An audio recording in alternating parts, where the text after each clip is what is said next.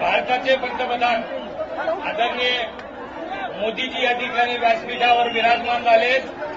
मी आपल्या जळगाव जिल्ह्याच्या वतीने आदरणीय आपल्या जिल्ह्याचे आणि या महाराष्ट्राच्या विधानसभेचे नेते आदरणीय नाथाभाऊ, भारतीय जनता पार्टीचे उपाध्यक्ष गिरीश भाऊ, आपल्या विभागाचे खासदार ए.टी. नाना पाटील यांना मी विनंती करतो की त्यांनी भारताचे आपले लाडके पंतप्रधान आदरणीय मोदी साहेबांचं स्वागत करायचंय.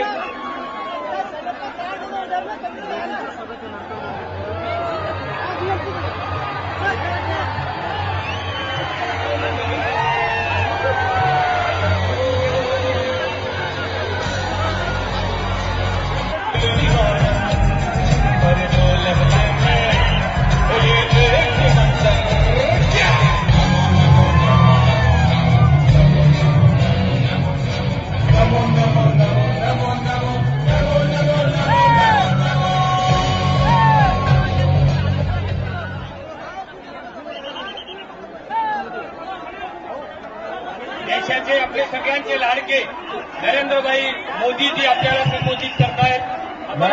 बाद में जरा पुलिस के मित्र वहां आपके चेक पॉइंट को खोल दीजिए, लोगों को आने दीजिए. सारे पॉइंट पे भीड़ है. बेकार में स्टैंप पैड करा दोगे आप लोग और बदनामी हमारी होगी. खोल दीजिए मैं उनको वहां से आने दे सकते. यहां बहुत बड़ी मात्रा में लोग रुके हैं भाई.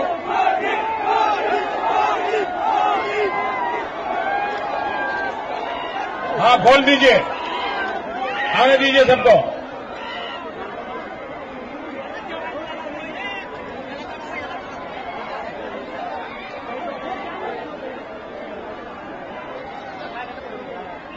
एकदम आखिर में जो बाहर यहां से मुझे नजर न पहुंचे इतने लोग बेचारे लाइन में खड़े हैं. इतना बंद करके क्या रखा है जी?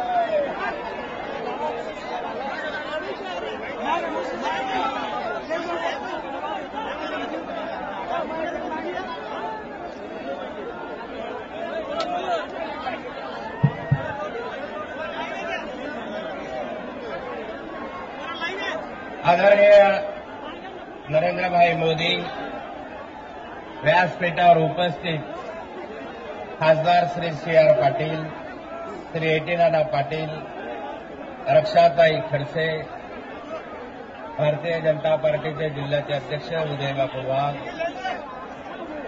आदरणीय गिरीश भाऊ महाजन, श्री सावकारे, सर्व व्यासपीठावर उपस्थित उमेदवार, सर्व पदाधिकारी, उपस्थित सर्व कार्यकर्ते, बंधू भगिनी आणि मित्रांनो, आधी खाली बसा. तुम्ही खाली बसा. खाली बसा.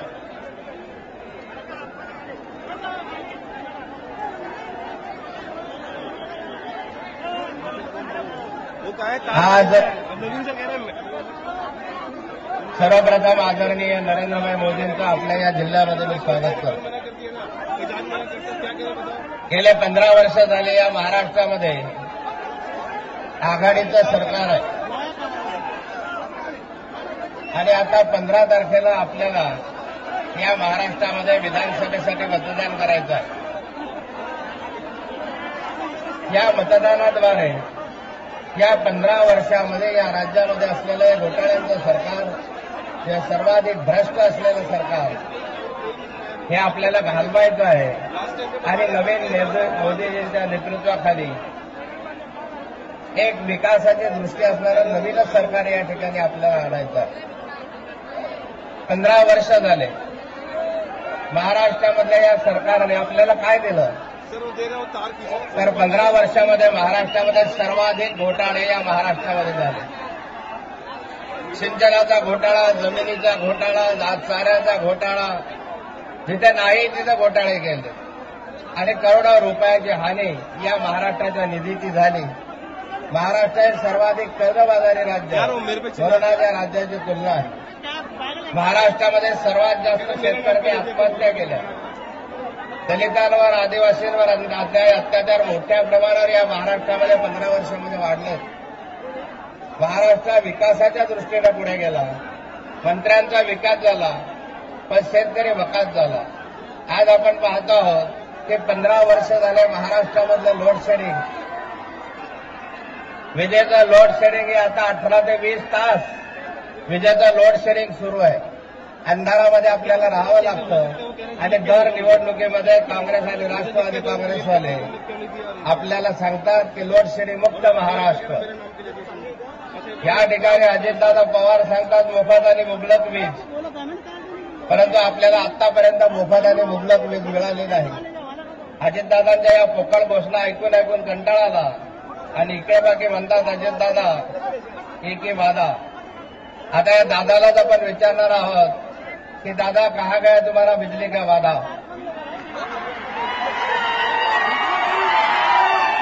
ऐन दिवाळीला, दसऱ्याला आणि आता दुर्गोत्सवामध्ये आपण पाहिलं तर दुर्गोत्सवामध्ये ज्यावेळेस दुर्गेची पूजा होते त्यावेळेस अंधार, काही कार्यक्रम आपले असले की अंधार.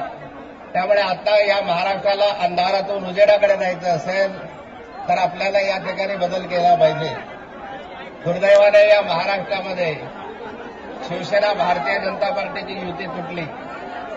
एक 25 वर्ष झाली आपली ही युती. मला मुख्यमंत्री व्हायचा या महत्वाकांक्षेमुळे तुटली आणि या ठिकाणी आत्ताबाकी आपल्याला भाजपावर टीका करतात. दिल्लीवरून अफजल खानाची फौज ही महाराष्ट्रामध्ये प्रचाराला आली है. महाराष्ट्र में अफजल खान की फौज आ गई है, ऐसा भी टिक्का टिप्पणी हो रही है. पर यही अफजल खान के साथ 25 साल आपने क्यों निकाले?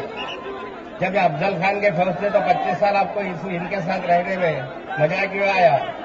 और आज भी अफजल खान की फौज आ रही है तो अफजल खान की फौज में आप शामिल क्यों हो? आता का शामिल आहात तुम्ही? का बाहेर निघत नाहीये? आणि अफजल खानच्या या जनानखान्यामध्ये तुम्ही सांगतात मग कशासाठी राहतात या ठिकाणी? म्हणजे एका बाजूला स्वतःच्या महत्वाकांक्षेसाठी युती तोडायची आणि त्याच्यामध्ये भाजपने खंजीर खुपसला असं म्हणायचं, विश्वासघात केला असं म्हणायचं. भारतीय जनता पार्टीने कधीही विश्वासघात केलेला नाही आणि भारतीय जनता पार्टी हे यांच्यासारख्या विश्वासघातकी लोकांचे नाही.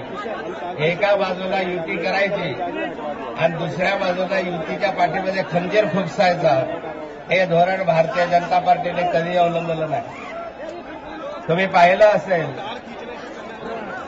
विश्वासघात कोणी केला? या जळगाव जिल्ह्यामध्ये विश्वासघात कोणी केला? शिवसेनेने केला. म्हणजे निखिल हा युतीचा उमेदवार, पण युतीचा उमेदवार असताना सुद्धा राष्ट्रवादी काँग्रेसच्या ईश्वर देण्याच्या मनीष जैनला मदत करून भाजपच्या पाठीत खंजीर खुपसणारे हे आता आम्हाला अक्कल शिकवायला लागलेले की खंजीर खुपसा. त्यामुळे आता अशा विश्वासघातक्यांना या ठिकाणी सजा करण्याची आवश्यकता आहे. आणि हे विश्वासघात केला, नुकसान केलं, आपले हाल केलेत आणि त्यासाठी जेलमध्ये जाऊन बसावं लागलं. 2.5 वर्ष झाले जेलमध्ये गेले, घुटण्या तांदळासारखे आहेत. आणि अशा ठिकाणी आपला जिल्हा विकासाच्या दृष्टीनं पुढे गेला पाहिजे. पाणी आलं पाहिजे, कापसाचं हे झालं पाहिजे, केळीवर हे झालं पाहिजे. आणि त्यासाठी आपल्याला या ठिकाणी नवीन विकासाच्या दृष्टीनं भारतीय जनता पार्टीचे सर्वचे सर्व उमेदवार निवडून द्या. त्यामुळे या चिन्हावर बटन दाबा एवढं आवाहन आपल्याला करतो आणि माझे 2 शब्द संपवतो. जय हिंद, जय महाराष्ट्र. त्यांच्या भाषणाची आपण उत्कंठेने वाट पाहत आहात की आपले या भारताचे, आपले सगळ्यांचे लाडके पंतप्रधान आदरणीय मोदीजी आपल्यासमोर आता संबोधित करतील. शिवछत्रपतींचा आशीर्वाद, चलो चले मोदीजी के साथ, ही गोष्ट आपण द्यायची. शिवछत्रपतींचा आशीर्वाद.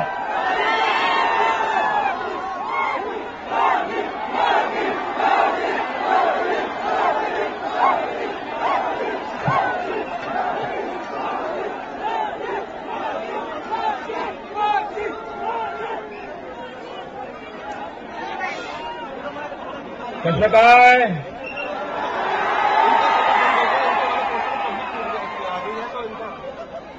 बराचसे का मंडळी?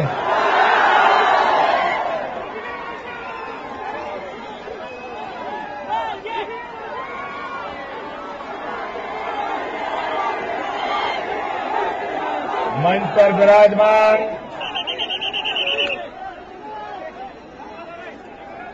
भारतीय जनता पार्टीचे सगळे वरिष्ठ नेतेगण,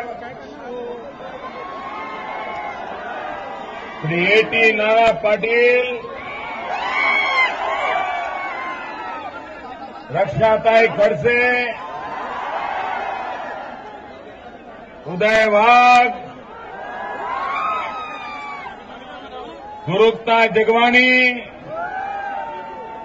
स्मिताताई वाघ, किशोर कालकर, श्री एकनाथ खडसे, गिरीश महाजन, मच्छिंद्र पाटील, हरिभाऊ जावळे, संजय सावकारे, जगदीश वालवे, अनिल पाटील, PC आभा पाटील, राजू मामा गोले, उन्मेष पाटील, उत्तमराव महाजन और विशाल संख्या में पधारे हुए मेरे प्यारे मतदाता भाइयों का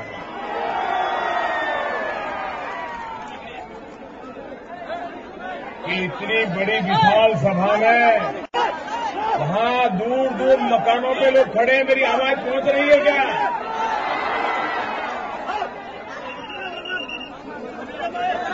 जहां जहां मेरी नजर पहुंच रही है, माथे ही माथे नजर आ रहे हैं.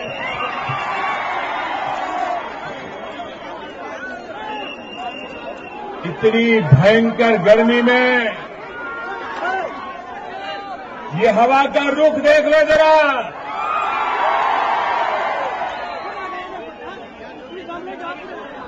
मैं जब अमेरिका में था तो यहां के कांग्रेस के नेताओं के बयान मैंने पढ़े, एनसीपी के नेताओं के बयान पढ़े. वो कह रहे थे ये प्रधानमंत्री ये महाराष्ट्र के इतनी बार आने का क्यों सोच रहा है?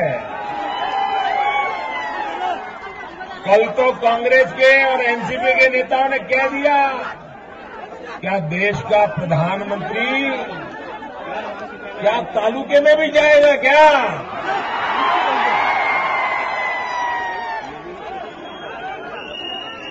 मेरे मन में विचार आया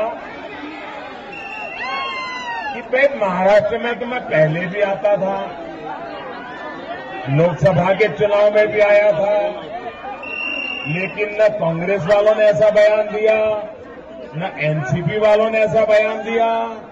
इस बार इतने परेशान क्यों है? मोदी के आने पर दुखी क्यों है?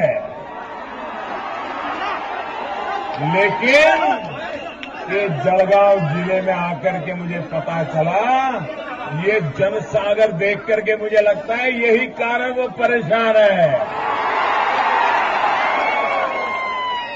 ये मेरे कारण दुखी नहीं है, ये ताकत को देख करके दुखी है वो। और भाइयों बहनों, मैं तो आप ही लोगों के बीच से पैदा हुआ।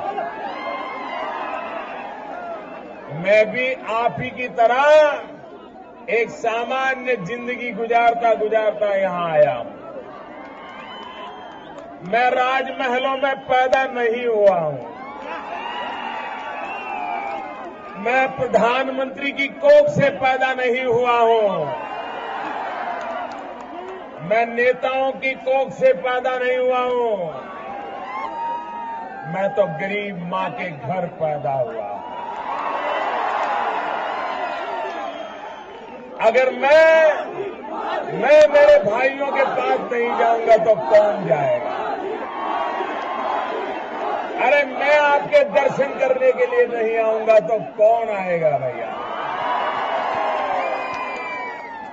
ये पराजय के कगार पर खड़े हुए नेता लोग आपके लिए जनता के बीच जाना बुरा होता होगा, मेरे लिए तो जनता जनार्दन के दर्शन करना ये मेरे लिए सौभाग्य का विषय है।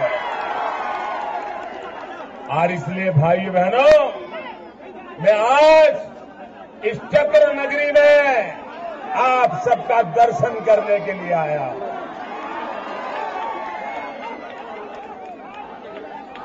भाइयों बहनों,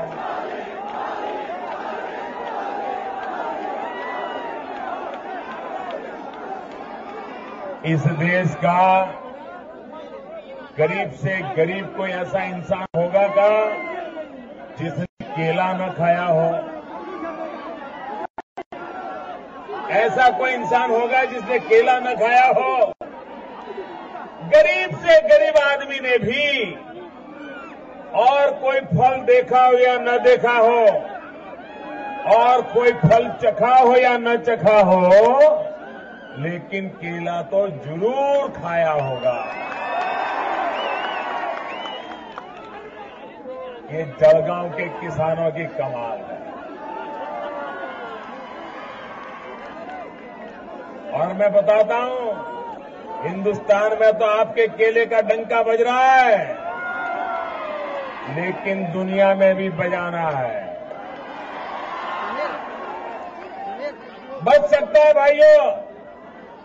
एक बार महाराष्ट्र में ऐसी सरकार बना दो, ऐसी सरकार बना दो, महाराष्ट्र की सरकार और दिल्ली सरकार मिलकर के केले वालों का भी भाग्य खोल दे, ऐसी सरकार बना दो। मुझे बताइए, कपास की खेती करने वाला मेरा किसान परेशान क्यों है? कपास की खेती करने वाला मेरा किसान परेशान क्यों है? मैं महाराष्ट्र सरकार को पूछना चाहता हूं कि आप सरकार का समय समाप्त होने आया है, इसलिए क्या किसानों को मरने पर मजबूर कर रहे हो? भाइयों बहनों, बस अब ज्यादा इंतजार करना नहीं पड़ेगा। एक सप्ताह बाकी, एक सप्ताह। मेरे किसान भाइयों, कपास की खेती करते हो या केले की खेती करते हो, 15 तारीख का इंतजार कीजिए, बस 15 तारीख का।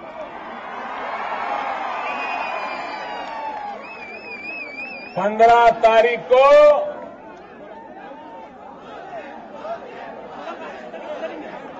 ये 15 तारीख 15 सालों के पापों का वध करने का उत्सव है। 15 सालों के ये 15 तारीख 15 साल की बुराइयों को खत्म करने का उत्सव है भाइयों बहनों, उत्सव है। ये 15 तारीख 15 साल के भ्रष्टाचार के विश्व चक्र को खत्म करने का सौभाग्य वाली तारीख है भाइयों। 15 साल की बर्बादी से मुक्ति की तारीख है 15 तारीख। 15 साल तक आपको बर्बाद करके रखा। आप मुझे बताइए, ये जलगांव भुसावल रेलवे के प्रमुख केंद्रों का इलाका, लेकिन विकास की दिशा में यहां का मेरा भाई पिछड़ गया। यहां के नौजवान रोजगार के लिए भटक रहे हैं। ऐसा कैसा आपने बनाया कि यहां के लोगों को अपने गरीब मां बाप को छोड़ करके, बूढ़े मां बाप को छोड़ करके रोजी रोटी कमाने के लिए बाहर जाना पड़ता है। मेरे नौजवानों, आप मुझे बताइए, क्या कोई ऐसा नौजवान है जो अपने बूढ़े मां बाप को छोड़ करके जाना चाहता है? कोई ऐसा नौजवान है अपने गांव को छोड़ करके जाना चाहता है? कोई नौजवान है जो अपने यार दोस्तों को छोड़ के जाना चाहता है? हर कोई अपने जन्मभूमि को ही कर्मभूमि बनाना चाहता है। हर नौजवान चाहता है उसे अपने जन्म के स्थान पर ही काम मिलना चाहिए कि नहीं मिलना चाहिए? रोजगार मिलना चाहिए कि नहीं मिलना चाहिए? हमारी सरकार का यही सपना है। आपको अपना गांव न छोड़ना पड़े, गरीब बूढ़े मां बाप को छोड़ना न पड़े, खेत और खलिहान छोड़ना न पड़े, यार दोस्तों को छोड़ना न पड़े। ऐसा आर्थिक विकास हो कि आप अपने गांव में भी रोजी रोटी कमा सको, ये सपना लेकर के मैं आज आपके पास आया हूं। भाइयों बहनों, मुझे बताइए,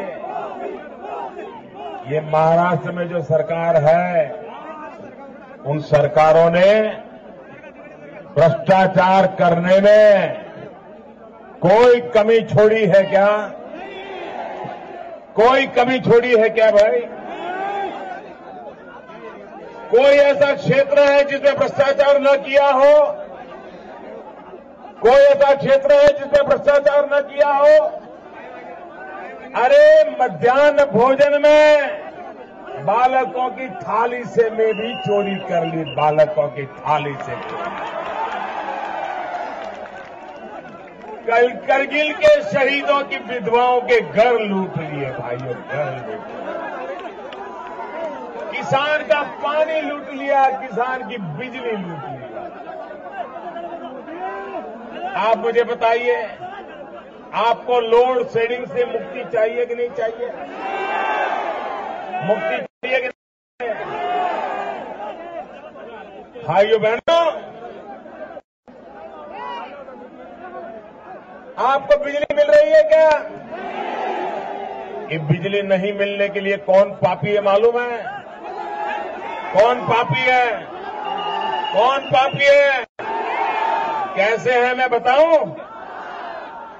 देखिए, आप भी सूर्यपुत्री तापी के किनारे पर हैं, हम भी सूर्यपुत्री तापी के किनारे पर हैं।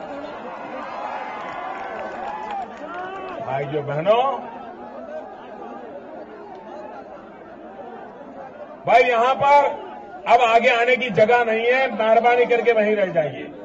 अब इतना बड़ा मैदान भी छोटा पड़ गया, मैं क्या करूं भैया? ये आपका प्यार है, मैं आपके प्यार के लिए आभारी हूं। लेकिन बस एक 15 मिनट शांति रखिए दोस्तों, 15 मिनट। भाइयों बहनों,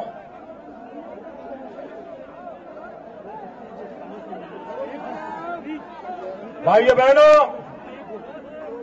आप मुझे बताइए, आपको बिजली मिल रही है क्या? बिजली मिल रही है क्या?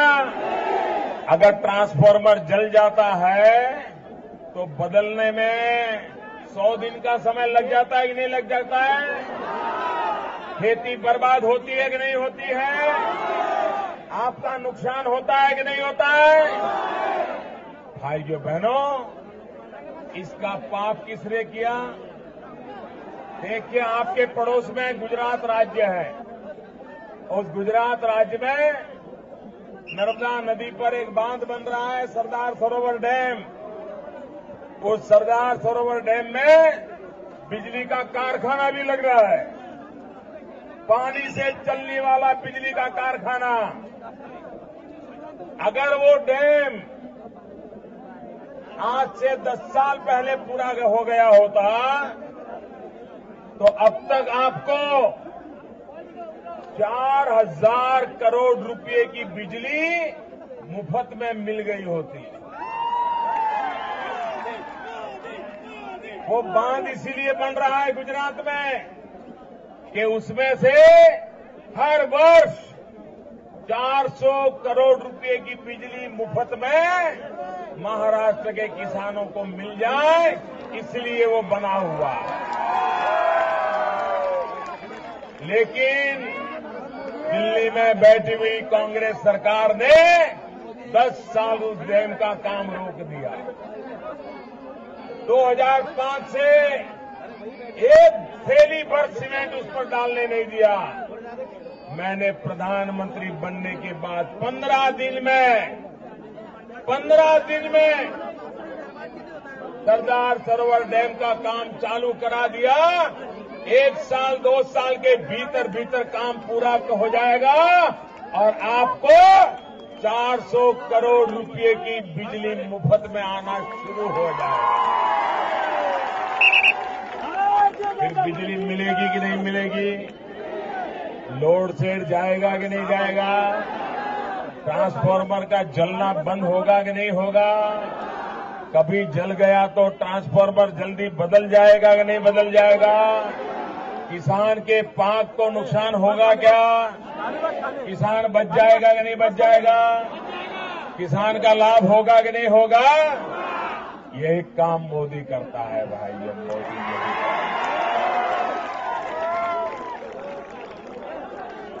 भाइयों बहनों, ये कांग्रेस वाले 60 साल से सरकार चला रहे हैं। 60 साल से। भाई, आपका नमस्ते स्वीकार कर लिया, गिर जाओगे, चोट पहुंचेगी, बैठ जाए। भाइयों बहनों, 60 साल से कांग्रेस राज कर रही है। 60 साल से 60 साल से कांग्रेस पार्टी राज कर रही है। भाइयों बहनों, आपने कभी सुना है कि कांग्रेस पार्टी ने 60 साल में आपको कभी कोई हिसाब दिया हो?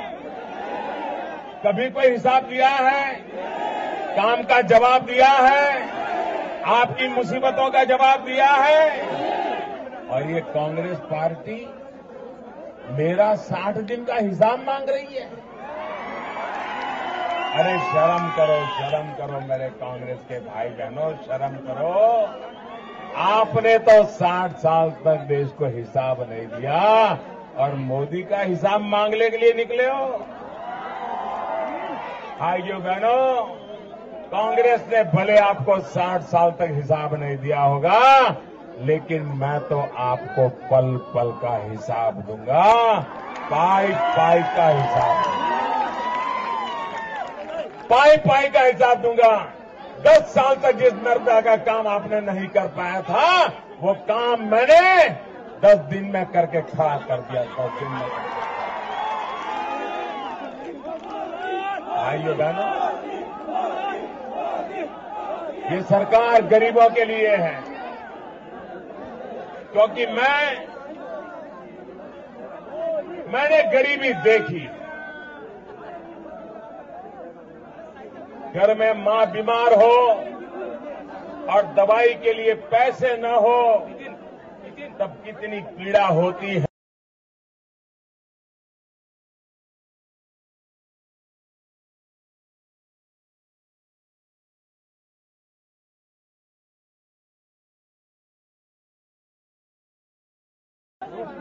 मुझे गरीबी क्या होती है, गरीब की मुसीबतें क्या होती है, इसका पूरा पूरा अनुभव है।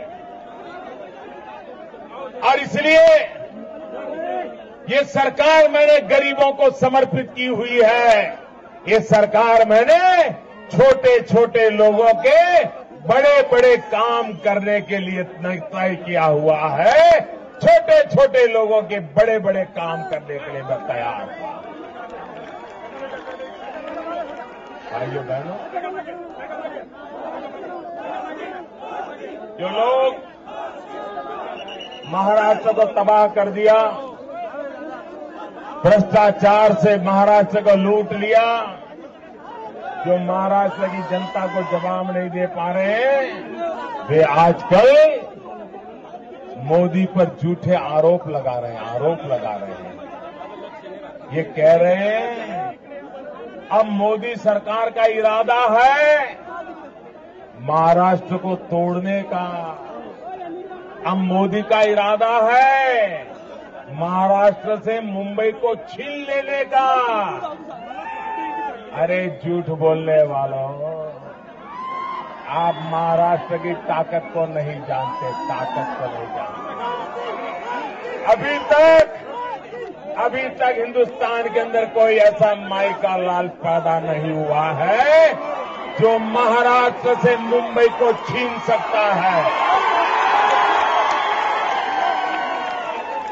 कोई महाराष्ट्र से मुंबई को छीन नहीं सकता है। और भाइयों बहनों,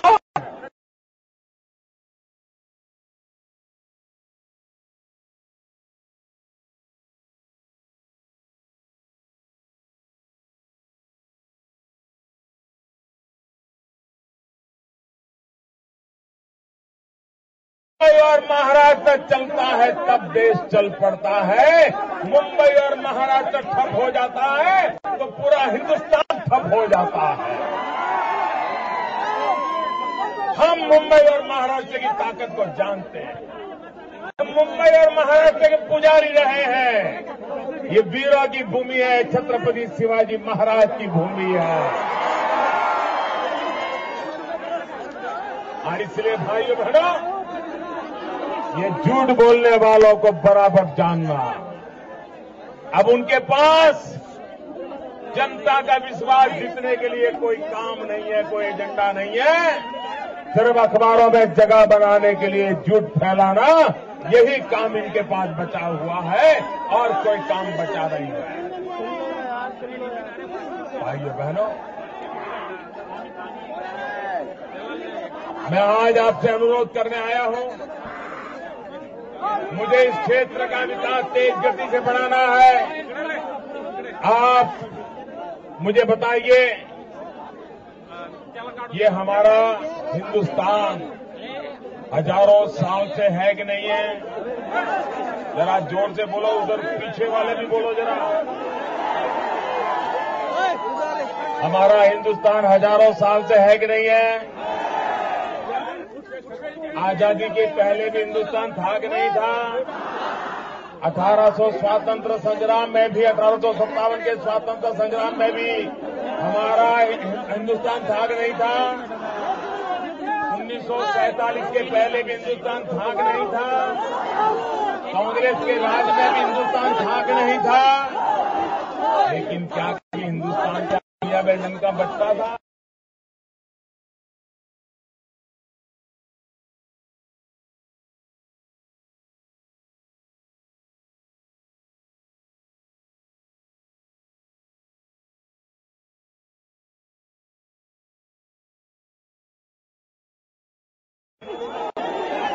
कैसे बज रहा है भाइयों?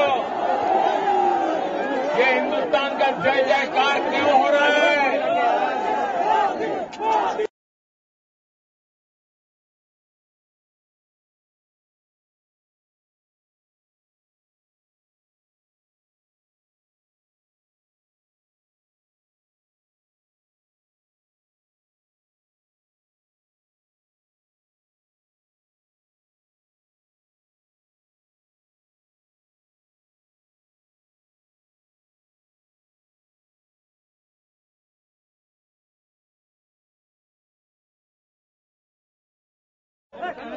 दिल्ली में एक पार्टी की मजबूत सरकार बनाई है, पूर्ण बहुमत वाली सरकार बनाई है और इसके कारण आज दुनिया के अंदर हिंदुस्तान की चर्चा होना शुरू हुआ है।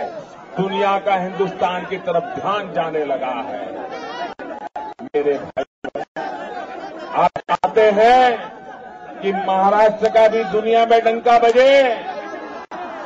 जरा पूरी ताकत से बोलो, क्या महाराष्ट्र का दुनिया में डंका बजना चाहिए? क्या महाराष्ट्र का पूरे हिंदुस्तान में डंका बजना चाहिए?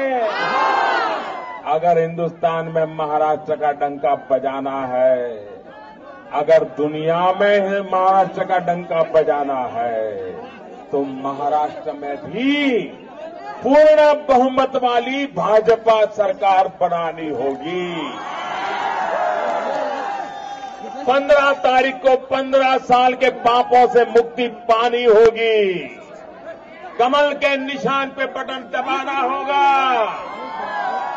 और मैं आपको विश्वास दिलाता हूं, एक बार महाराष्ट्र में पूर्ण बहुमत वाली भारतीय जनता पार्टी की सरकार बनाओगे तो महाराष्ट्र का जय जयकार हो जाएगा। छत्रपति शिवाजी महाराज का दुनिया में नाम गूंजने लग जाएगा। और इसलिए भाइयों,